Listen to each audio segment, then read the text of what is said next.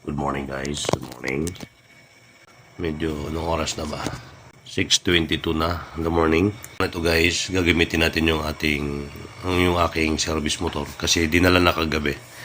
Pero papakita ko sa inyo guys mamaya kasi parang hindi ako satisfied dun sa kinabit na LED light, no? Mamaya medyo aga pa naman, napapasok din ako sa work. Malilate na rin ako. So, magmamadali mo tayo ng konti guys. No?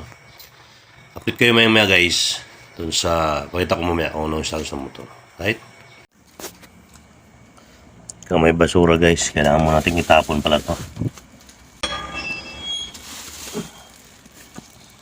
So, ito na yung ating kabayo guys. Yan. Na-endorse na kagabi yan.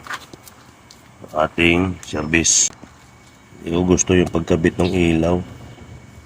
No, maluwag at hindi ako satisfied, tumatama kasi dito. Pandarin natin guys kung gagana.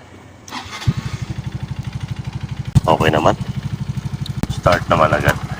Yun yan. Yan yung ilaw na nilagay ko. Nilagay nila pala. May ilalim kasi ito, tumatama yung sa may gilid.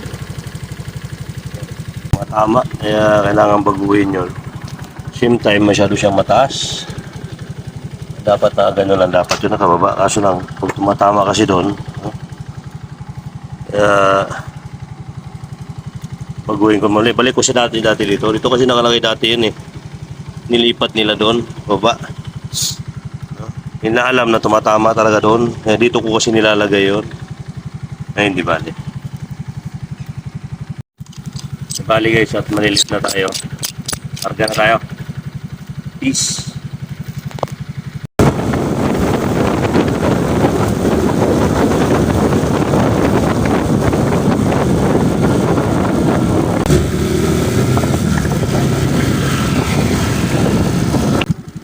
Alright guys, nandito na ako sa work ko.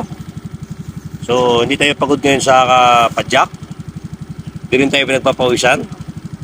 At medyo nakasando rin ako at medyo nilalamig. At medyo malamig sa dinadaanan. Nandito na naman guys, work muna tayo. Hasta la vista, bye bye.